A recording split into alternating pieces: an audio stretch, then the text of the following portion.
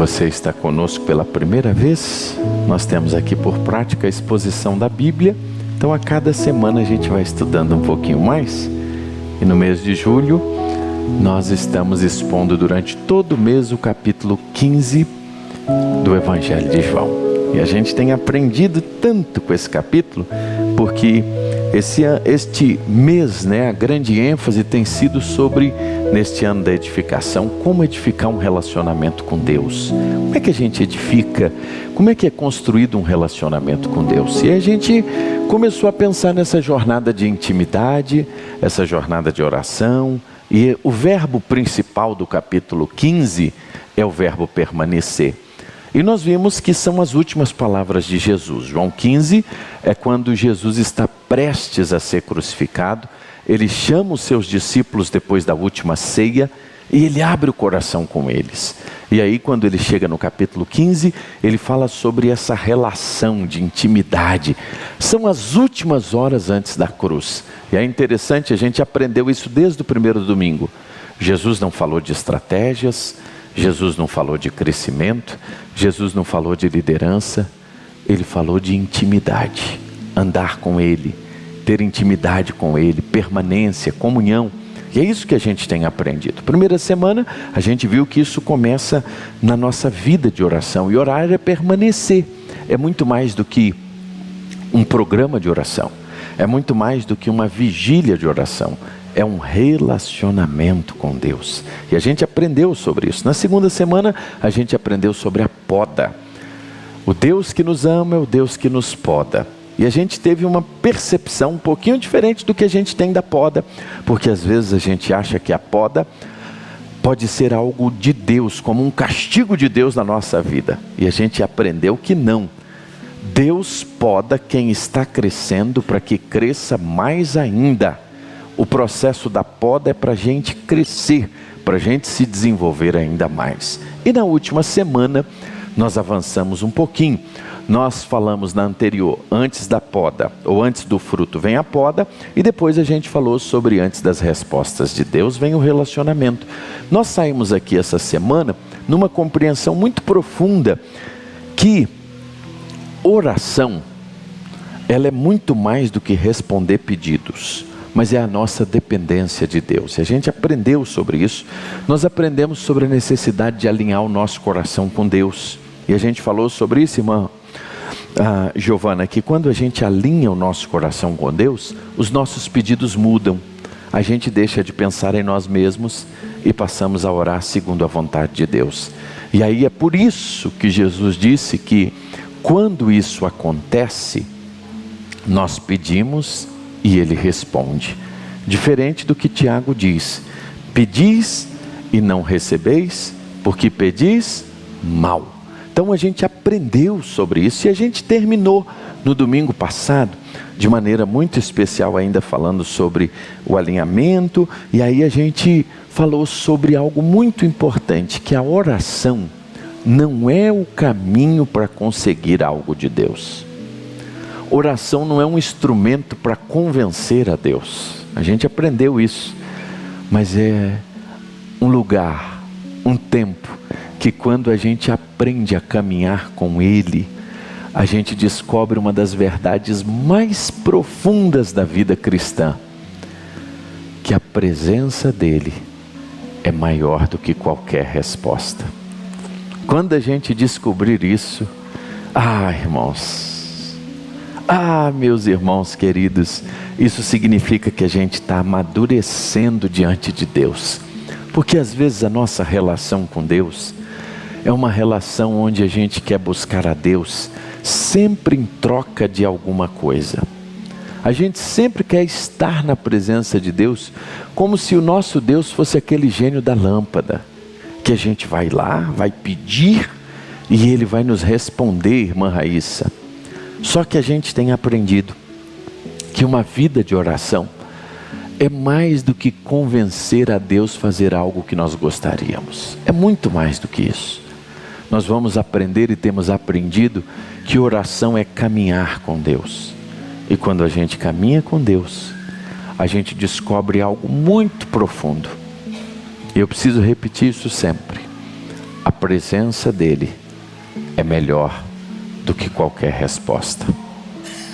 Porque quando a gente tem a presença, ainda que a resposta não seja aquela que a gente gostaria, o nosso coração encontra contentamento. E é sobre isso que a gente vai falar hoje. Você está com a sua Bíblia aberta? Nós vamos seguir um pouco mais, nós vamos avançar um pouco mais e entender que quais seriam os resultados então dessa vida com Deus? Quais são os resultados desse tempo com Deus? João capítulo 15, a partir do verso 9, vai dizer assim: eu os amei como o Pai me amou. Permaneçam no meu amor. Quando vocês obedecem aos meus mandamentos, permanecem no meu amor, assim como eu obedeço aos mandamentos do meu Pai e permaneço no amor dele. Verso 11: eu lhes disse estas coisas para que fiquem repletos da minha alegria. Sim, sua alegria transbordará. Verso 16: vocês não me escolheram, eu os escolhi. Eu os chamei para irem e produzirem frutos duradouros, para que o Pai lhes dê tudo o que pedirem em meu nome. Para que o Pai lhes dê tudo o que pedirem no meu nome. O alvo, meus irmãos, nunca foi e nunca será o fruto. O alvo de João 15 é nos ensinar, Jesus está nos ensinando sobre permanência. E quando nós permanecemos, o fruto, ele será consequência. Os frutos serão consequências daquilo que nós estamos com ele ou nele.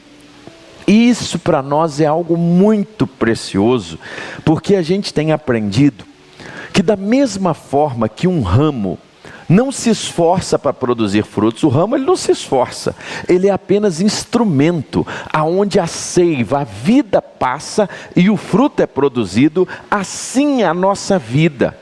Nós não conseguimos, irmãos, produzir frutos espirituais de nós mesmos.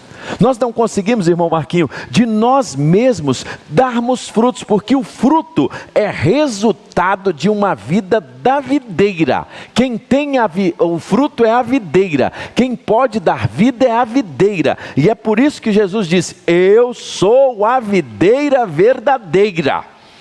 O fruto quem dá é ele. Passa pelo ramo e então vem a exponencialidade. E aí uma coisa muito linda: o nosso alvo é permanecer.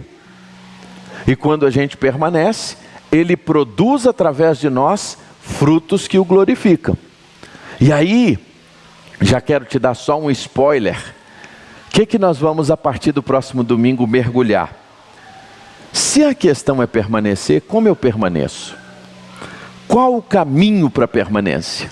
Aí a gente vai para Romanos 8, porque Romanos 8, se tem um capítulo na Bíblia que vai nos ensinar a permanecer, Paulo vai responder essa pergunta. E aí lá em Romanos 8 nós vamos aprender nos próximos domingos, na exposição das Escrituras, por exemplo, o que é uma nova vida no Espírito. Como é que é a nova vida que o Espírito produz em nós? Qual é a nossa nova mentalidade? Porque o Espírito vai mudar a nossa mente. Por exemplo, nós somos filhos ou nós somos escravos. Paulo vai tratar sobre isso. Outro ponto interessante: o Espírito que nos sustenta no sofrimento. Como nós passamos e vencemos o sofrimento. E aí, nós vamos ver durante alguns domingos, sem pressa, como nós estamos fazendo em João 15, a exposição bíblica de Romanos 8. E aí vamos juntos compreender. E se você notar aqui nesse texto, olha o versículo 9. Jesus começa agora, terminando essa sessão, falando sobre amor, irmãos. Ele começa falando sobre amor no 9, no 10 ele fala sobre obediência, no 11 ele vai dizer uma coisa muito interessante. Ele vai revelar a alegria como fruto de uma comunhão e de uma permanência em Deus. Então, assim como o Pai nos amou, nós o amamos, e porque nós o amamos, nós o obedecemos. E fruto de tudo isso, ele produz em nós o quê? alegria, contentamento. Contentamento e alegria é algo que não se compra, é algo que Deus produz em nós, e fruto de tudo isso ele vai concluir lá no 16, chamando a nossa atenção para a missão.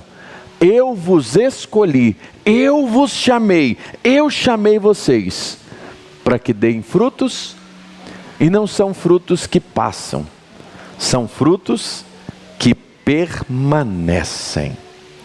O que Deus quer nos ensinar nesse texto?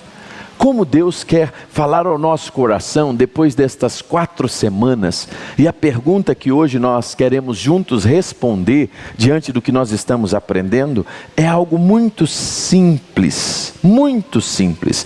Quais os frutos, uma vida permanente em Deus, serão produzidos em nós? Quero junto com você, nesta noite, a gente entender que a vida cristã, ela não se sustenta pelo nosso desempenho, pelo aquilo que a gente faz, mas a vida cristã, ela é sustentada pelo nosso relacionamento com Deus. E a primeira verdade está aqui no verso de número 9. Vamos ler juntos? Assim como o Pai me amou, eu também permanecei. Vamos ler juntos mais fortes? Assim como o Pai me amou, eu também permanecei. A primeira coisa que o Senhor quer nos ensinar nesta última mensagem é que a vida cristã, a nossa vida cristã, ela é sustentada pelo amor de Cristo. E há uma grande diferença entre o amor de Cristo e o amor a Cristo. Porque às vezes nós achamos que o que sustenta a nossa vida com Deus é o quanto eu amo. E na verdade o que sustenta a nossa vida com Deus não é quanto eu amo a Cristo, mas é porque Cristo me amou. Por isso que a tese clara aqui é a gente entender que a nossa vida com Deus, ela é sustentada pelo amor de Cristo na nossa vida, meus irmãos. E isso é verdade. E aí, antes de Jesus falar sobre obediência, é interessante, antes dele mencionar sobre obediência, antes dele mencionar sobre fruto, antes dele falar sobre amor, e antes dele falar, por exemplo, sobre missão, ele fala sobre amor. Ele vai deixar claro, e isso não foi um acidente, isso foi intencional. Por quê? Porque a nossa vida com Cristo, ela é fruto do tão grande amor de Deus por nós.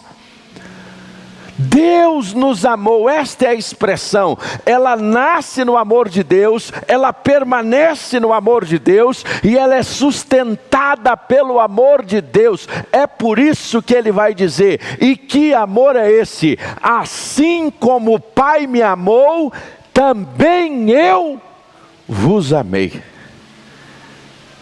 É por isso que nós estamos de pé. É por isso que em meio à adversidade, é por isso que em meio a todas as circunstâncias, ainda permanecemos de pé. Por quê? Por causa desse tão grande amor de Jesus nas nossas vidas. Porque se dependesse de nós, meus irmãos, nós não iríamos sobreviver. E isso é tão claro que quando Paulo escreve aos Romanos, ele vai dizer de maneira clara que Deus prova o seu amor para conosco pelo fato de ter Cristo morrido por nós, sendo nós ainda pecadores. Então, a vida cristã, a nossa vida com Deus, ela é sustentada pelo amor de Deus. E olha o que Jesus está levando os discípulos a compreenderem.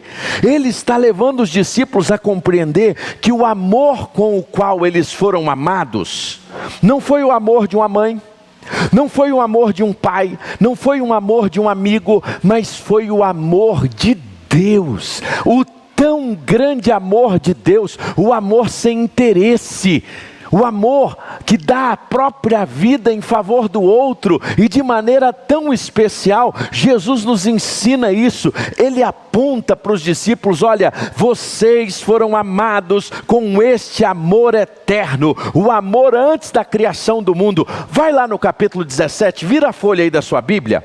Olha que interessante, o que vai dizer João 17, 24. Olha o que Jesus diz assim: Pai, quero que os que me destes estejam comigo onde estou.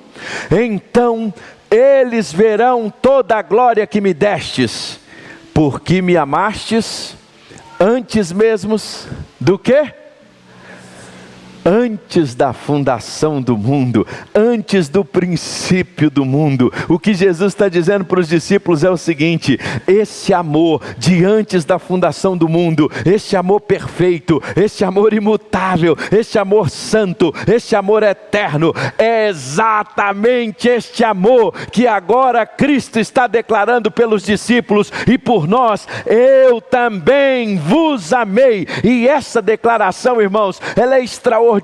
Por quê? Porque o mesmo amor que nos une eternamente ao Pai, ao Filho, agora ele é derramado sobre todo aquele que crê em Jesus, todo aquele que ama Jesus. E aí, meus irmãos, a nossa segurança, a segurança eterna, a segurança, ela não está na intensidade do que eu faço para Deus. A nossa segurança da vida eterna, ela não é fruto do que eu produzo para Deus. A minha segurança em Cristo não é fruto dos meus acertos. A nossa segurança está na perfeição do amor de Deus através de Cristo Jesus por nós. Ah, se dependesse de nós amarmos ao Senhor, nenhum de nós o amaríamos.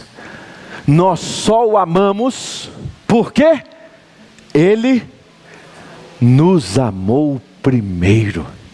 Ele demonstrou o seu tão grande amor por nós, meus irmãos, e é por isso que é interessante.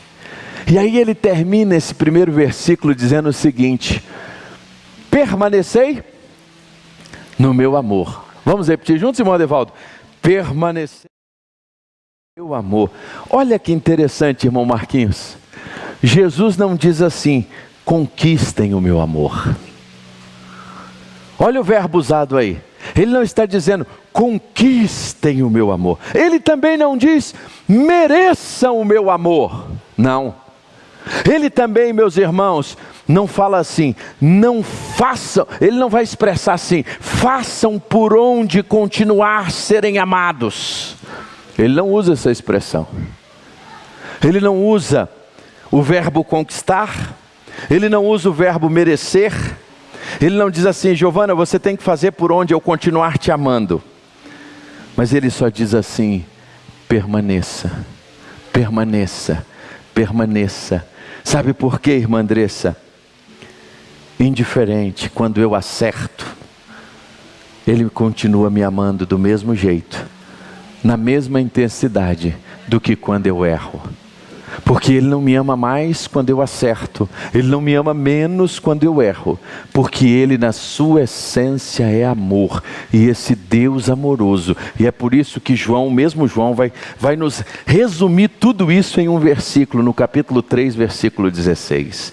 Porque Deus amou o mundo de tal maneira, que deu o seu Filho unigênito, para que todo aquele que nele crê, não pereça, mas tenha a vida eterna. Qual o verbo que ele usa? Permaneça. Ou seja, habite nele, descanse nele, alimente-se dele. Toda a vida cristã é sustentada por ele. É por isso que nós cantamos hoje sobre Jesus.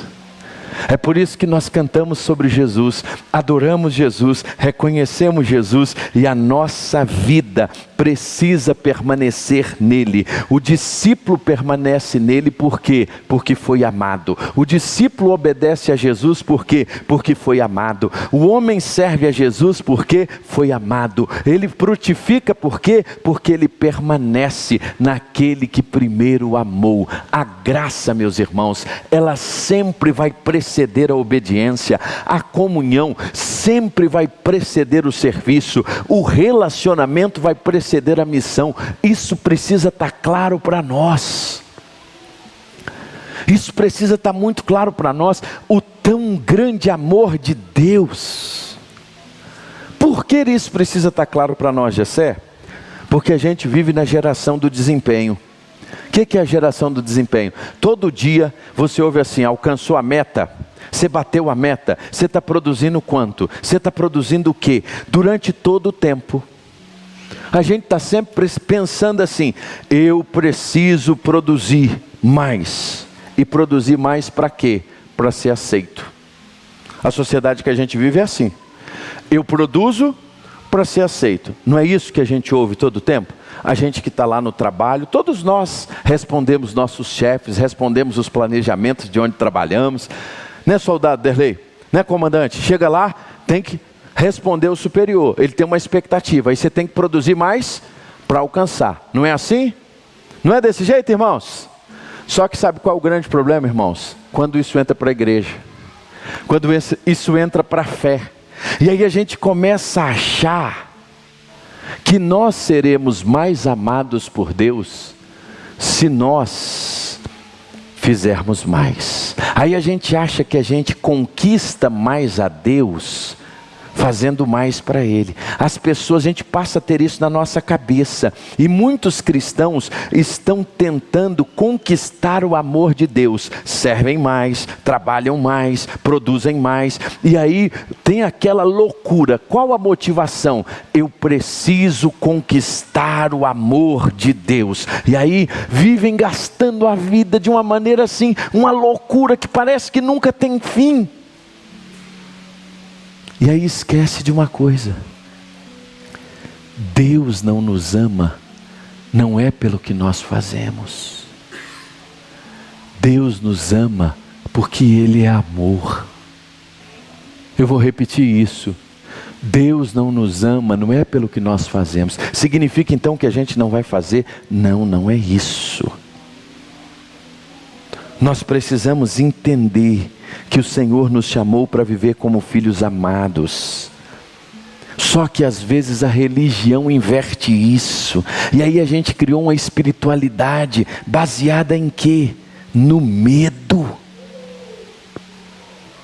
E essa espiritualidade baseada no medo faz com que a sua vida com Deus não é mais um prazer de adorar e estar na presença de Deus porque Ele te ama.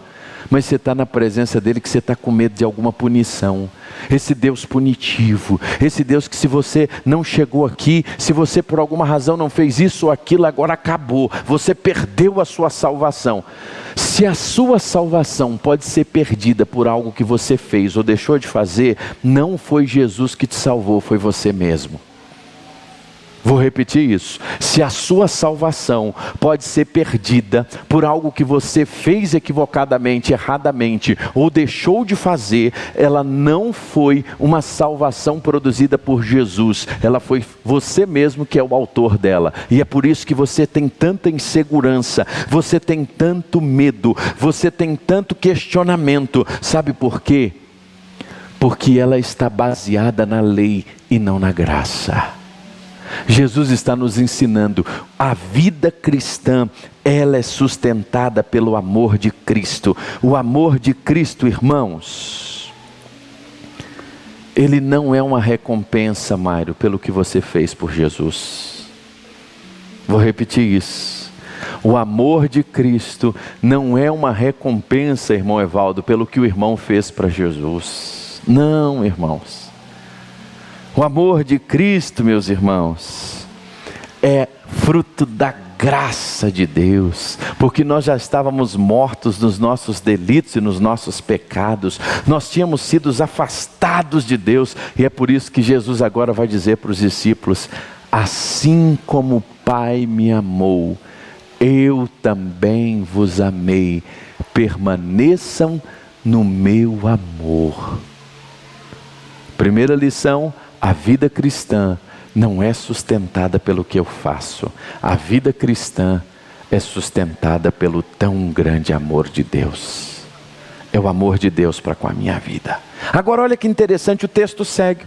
E o verso 10 vai dizer assim, se guardardes os meus mandamentos e permaneceres no meu amor, assim como eu tenho guardado os mandamentos do meu Pai, e permaneço no seu amor. Abre a sua Bíblia, se ela não está aberta, veja de novo o 10. Se guardares os meus mandamentos, permanecereis no meu amor, assim como eu tenho guardado os mandamentos do meu Pai e permaneço no seu amor. Algo interessante é a segunda lição. A primeira, que a vida cristã é sustentada pelo amor de Deus. Agora Jesus está mostrando uma coisa para nós. Essa permanência, quando a gente permanece com Ele, essa permanência vai ser manifesta de que maneira? Qual o fruto que essa permanência vai trazer? Obediência.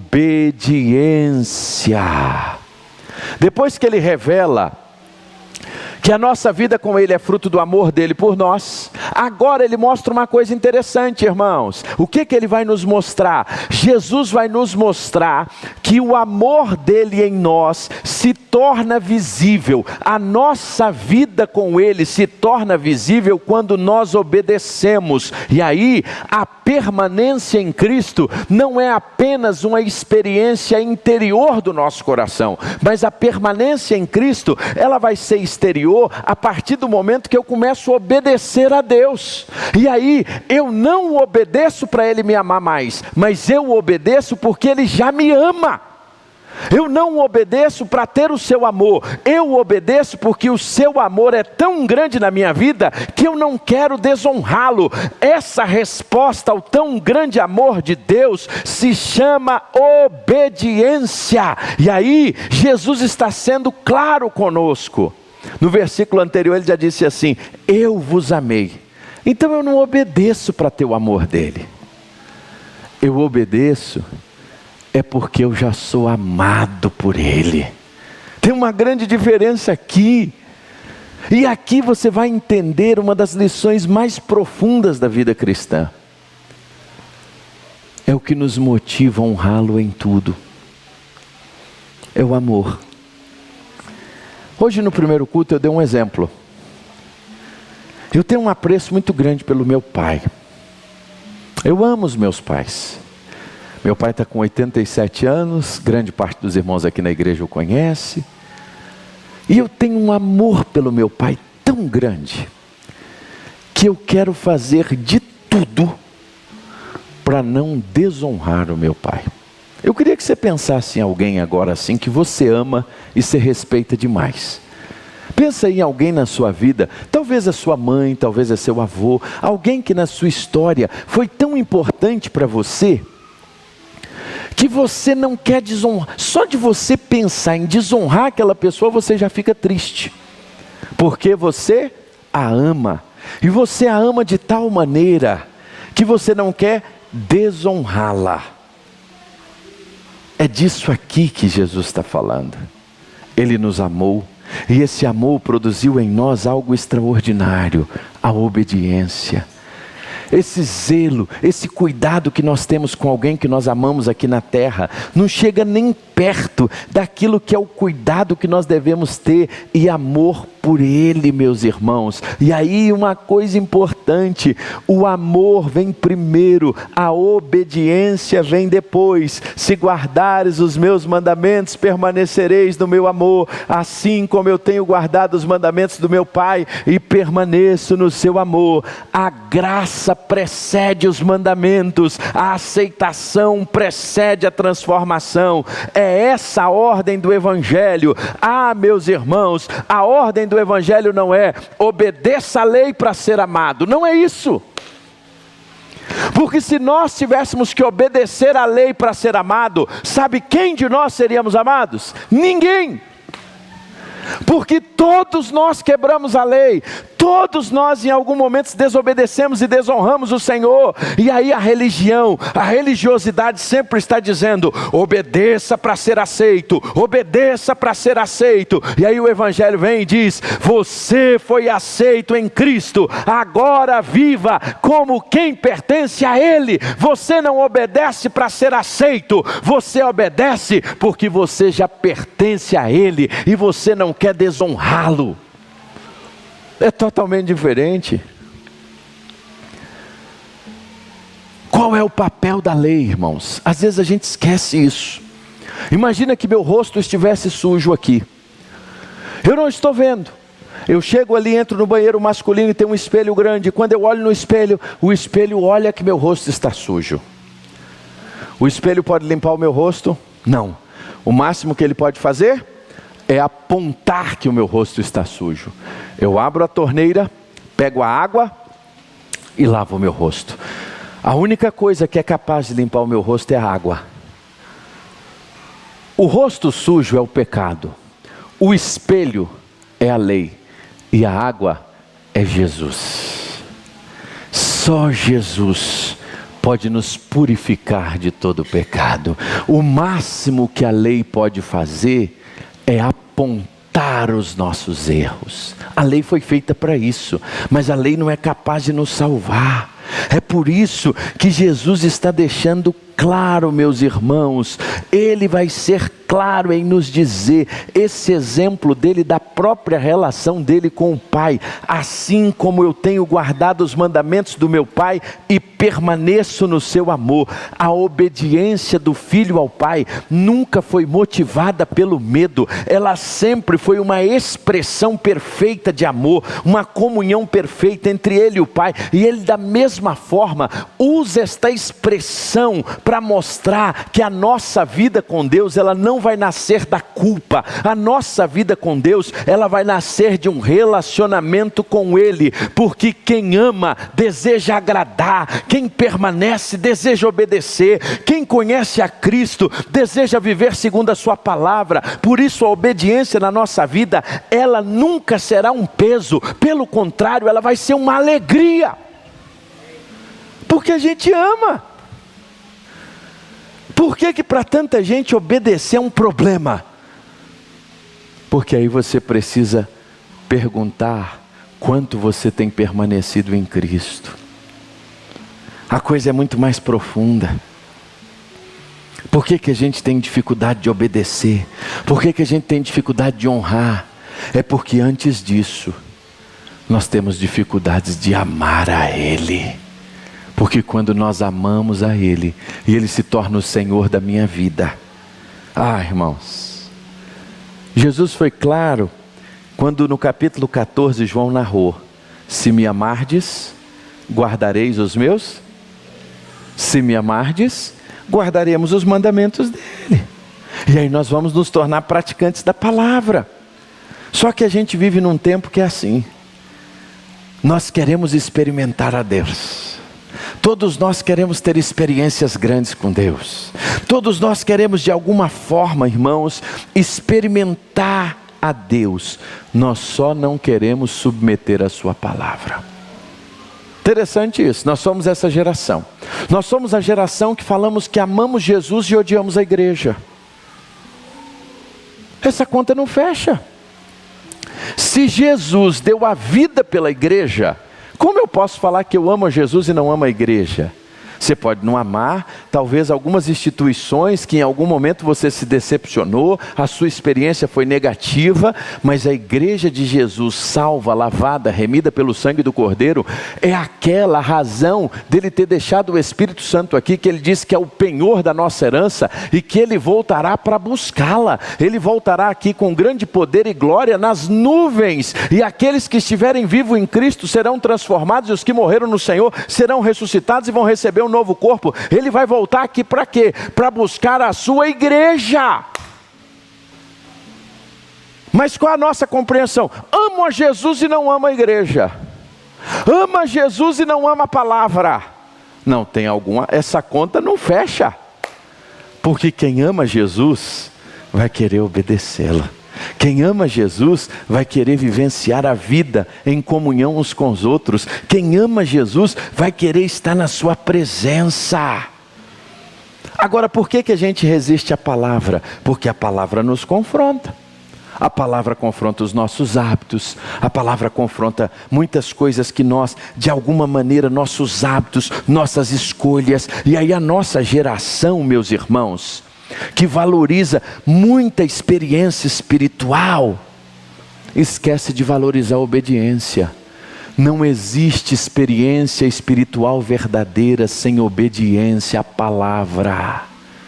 Não existe experiência espiritual grandiosa que de fato não caminhe com as Escrituras. Não existe espiritualidade bíblica sem submissão à palavra. Não existe permanência verdadeira onde a palavra é apenas admirada e não praticada.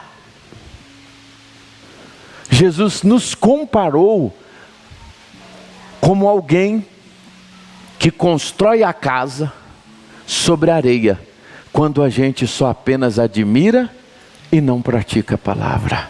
Mas ele nos comparou como alguém que constrói a casa sobre a rocha, quando nós admiramos e praticamos a palavra. E aí aqui nesse ponto a gente aprende o quê? Que a permanência, ela vai ser manifesta por meio da obediência. E aí eu queria que você entendesse uma coisa comigo. Obediência não é a condição para Cristo nos amar. Obediência é a evidência que nós permanecemos no seu amor. Vou repetir isso. Obediência não é a condição para Cristo nos amar. Obediência é o fruto da permanência nele. Eu não obedeço para ter, eu obedeço porque Ele me ama. E eu termino falando sobre a terceira e última verdade que esse texto nos ensina. Essa permanência vai produzir em nós, olha só que coisa linda, a próxima tela vai nos mostrar alegria e frutos. Olha o que diz o verso 11, confere aí na sua Bíblia. Tenho-vos dito estas coisas para que a minha alegria esteja em vós e a vossa alegria seja completa. E no 16 ele vai dizer: não fostes vós que me escolhestes, mas pelo contrário eu vos escolhi a vós outros, e vos designei para que vades e deis fruto, e o vosso fruto permaneça. Qual é a última lição? Primeira, a vida com Deus é sustentada pelo tão grande amor de Deus. E quando nós permanecemos nesse amor, nós somos obedientes. Nós não obedecemos para ser amados por Deus. Nós obedecemos porque Deus já nos amou. E em resposta a esse amor, eu não quero desonrá-lo, eu quero obedecê-lo. Mas quando eu permaneço, o que o Senhor vai produzir na minha vida? Depois de revelar que a permanência se manifesta na obediência, Jesus agora apresenta o resultado dessa permanência. Aí ele vai falar de dois grandes frutos. Ele vai falar da alegria completa e de uma vida frutífera. Ele vai falar dessas duas coisas: alegria completa e vida frutífera. Jesus não começa, irmãos, falando sobre produtividade. Ele começa falando sobre vida interior do discípulo. Sabe por quê? Porque Jesus, meus irmãos, o nosso Deus, nunca quis em seu coração de maneira clara que nós o servíssemos pelo dever, pelo medo. Ele deseja que a gente o sirva pela alegria, pela comunhão. E a alegria de Cristo não é uma emoção passageira. Ela nasce da certeza que nós pertencemos a Ele. É por isso que a alegria é fruto do Espírito. Nós não conseguimos produzir alegria. A alegria é Deus que produz em nós através do fruto do Espírito Santo. Por isso que a alegria não é passageira. Por isso que a alegria, aconteça o que acontecer, nós estamos no vale da sombra da morte, nós passamos momentos em que talvez o nosso rosto possa não ter um sorriso, mas o nosso coração está alegre, até porque a alegria do Senhor é a nossa força, é a alegria de quem permanece, é a alegria de quem descansa na graça, é a alegria de quem permanece, mesmo quando as circunstâncias não vão bem. Por isso ela não é passageira. Por isso ela não depende do exterior. Ela é o que Cristo produz em nós. É a própria alegria. E aí uma coisa interessante. Lembra que eu te falei quando Jesus falou desse texto? Eu até falei isso aqui no primeiro culto. Tenho estudado a Bíblia desde menino, nunca tinha notado isso. Jesus está para ir para a cruz. Essas são as últimas palavras dele. E ele, sabendo que ele iria morrer, horas depois, Ele sabia que ele ia enfrentar o sofrimento. Poucas horas antes da cruz, olha de que Jesus está dizendo: eu vos tenho dito estas coisas, para que a minha alegria esteja em vós. Em outras palavras, ele estava ali com os discípulos, e ele está dizendo assim: olha, vocês estão tristes, vocês estão desanimados, um entre vocês há de me negar, outro há de me trair, mas eu estou dizendo estas coisas a vocês, sabe para quê, Giovana? Você saiba que mesmo no dia mais difícil da sua vida, a minha alegria esteja em vós. Sabe por quê, irmãos? O maior resultado da vida cristã não são as bênçãos materiais. O maior resultado da vida cristã não é o carro novo, a casa nova, não é a cura que a gente tanto anseia. Tudo isso Jesus pode fazer? Pode, a hora que Ele quiser, da maneira que Ele quer, quando Ele quiser. Mas sabe o que Ele mais anseia que a gente desfrute? Da sua alegria. Porque quando a gente desfruta da sua alegria, a nossa alegria se torna completa. Ele está falando de completude em Deus.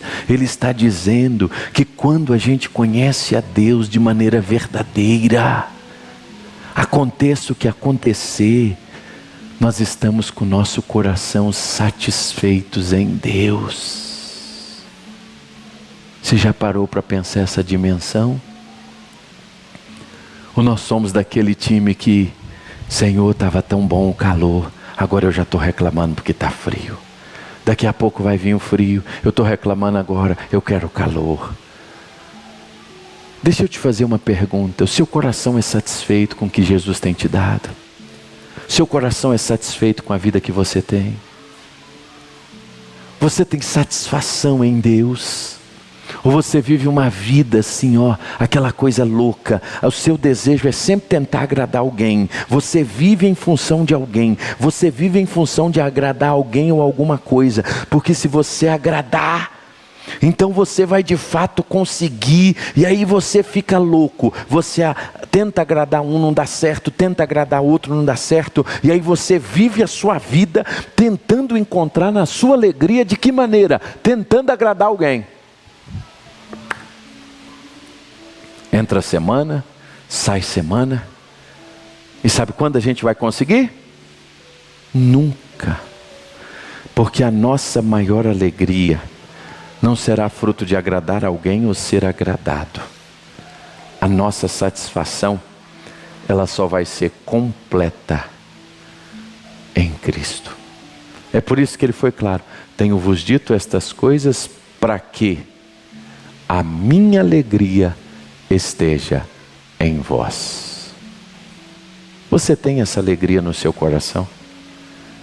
Você é pleno dessa alegria, em que o mundo está caindo, em que as coisas estão indo de mal a pior, e o seu coração permanece em paz? Ah, meus irmãos, Jesus está sendo claro em nos dizer que Ele quer nos dar uma alegria completa. Mas Ele não termina dizendo, Ele disse: eu vos escolhi para que vocês possam dar frutos. Nós não produzimos frutos para Ele nos amar mais. Nós produzimos frutos porque Ele nos escolheu para frutificar. A eleição, a escolha, ela precede a missão.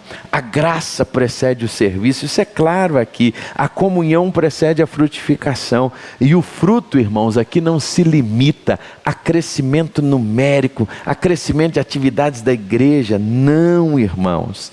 O que é fruto na vida de um discípulo? O fruto na vida de quem segue a Jesus, meu irmão, é quanto mais parecido nós somos com Ele. Vou repetir isso: quanto mais nós parecermos com Jesus, mais nós estamos frutificando. Há um grande equívoco acerca de fruto às vezes, que a gente acha que fruto é só crescimento. A gente acha que fruto é crescimento numérico. Não, irmãos, fruto é toda a evidência da vida de Cristo em nós. Isso é fruto. E esse fruto permanece. É por isso que ele diz, irmão bispo, para que vocês deem frutos e frutos que permaneçam. Tem muito fruto aí que até parece de Jesus, mas ele não permanece. Ele não fica, gente. Ele não segue. Por quê? Porque ele é humano. O fruto que permanece é o fruto de Jesus, de quem está ligado à videira. É por isso que o salmista, quando fala da alegria, ele disse: olha, na tua presença a plenitude de alegria. Na presença dele a gente frutifica. E aí eu quero terminar nessa noite te dizendo uma coisa. Uma igreja que é saudável. O que é uma igreja saudável? Uma igreja saudável não é conhecida pela sua programação. Ela não é conhecida pelos seus cultos. Uma igreja saudável não é conhecida pelos seus ministérios. Não, irmãos, nada disso. Sabe como uma igreja saudável é conhecida? Ela é conhecida pelo quanto Cristo é demonstrado na vida desses irmãos quando saem daqui. Vou repetir isso. A gente pode ir em cultos que é maravilhoso, a gente levanta a mão, aquela espiritualidade toda.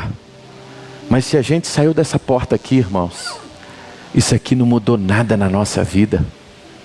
Não teve saúde nenhuma nesse processo. Se quando eu sair daqui na minha segunda-feira eu não for um pai melhor, se quando eu sair daqui na minha terça-feira eu não for esposa melhor, se quando eu sair daqui eu não for um funcionário melhor lá no meu trabalho, sou aquele cara que mata a avó toda semana, irmão, por favor, nem fale lá que tu é crente. Se tu tem um comportamento desse, por favor, não diga que tu é crente. Porque a Bíblia diz que nós devemos servir no nosso trabalho como nós servimos a quem? A Deus. Só que eu quero lhe dizer uma coisa, a gente vive um movimento evangélico brasileiro que a saúde da igreja é demonstrada pelo culto, a saúde da igreja é demonstrada pelas luzes, pelo movimento. Irmãos, encher galpão é fácil, basta pregar a mensagem que as pessoas querem ouvir, isso enche galpão, mas isso não transforma a vida, irmãos. E essa era a grande crise que eu sempre tive em relação à vocação e ao ministério. Eu lutei muito. E eu dizia: Deus, eu não sou pastor, eu não quero ser chamado para ser pastor. E quanto mais eu corria, mais o Senhor me apertava. Mas qual era o meu temor? E qual era o meu zelo? E meu pastor me ensinou isso. Pregue a palavra de Deus.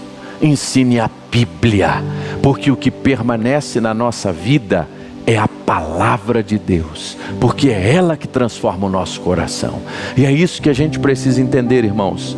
O que transforma e que faz uma igreja ser saudável. O que é uma igreja que honra Jesus? Não é medida pelo culto.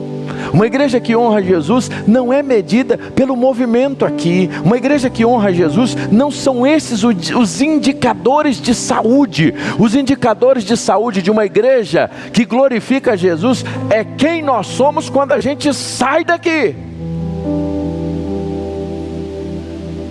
Quem eu sou quando eu saio daqui? Como é que é a minha vida lá no meu dia a dia? Viu, irmãos? Irmãos, movimento é fácil de produzir. Esse é o fruto que não permanece. Tem muito fruto, será que tem mesmo? Fruto de Jesus, ele é o fruto que é para toda a vida. Porque ele não é produzido pelo homem, ele é produzido direto da videira. Por isso que Jesus diz: eu sou a videira verdadeira. E ele estava dizendo o seguinte: tem uma videira falsa aí. Naquele momento era o judaísmo, e em todas as épocas sempre terão videiras falsas. É a religiosidade. Videira falsa é o estilo de vida que parece ser de Deus, mas não é de Deus. E isso não vai produzir fruto que permanece, porque fruto que permanece, somente a videira verdadeira vai produzir. E aí, sabe qual é o maior fruto? O maior fruto, irmãos, de uma vida na presença de Cristo, não é aquilo que nós fazemos para Ele. Guarda isso. Não é, irmãos. O maior fruto é aquilo que Cristo produz em nós. O maior fruto de uma vida na presença de Deus não é aquilo que fazemos para Cristo, é aquilo que Cristo continua produzindo em nós e através de nós, para a glória do nosso Pai. Eu queria que você ficasse de pé. Durante esse mês de junho, durante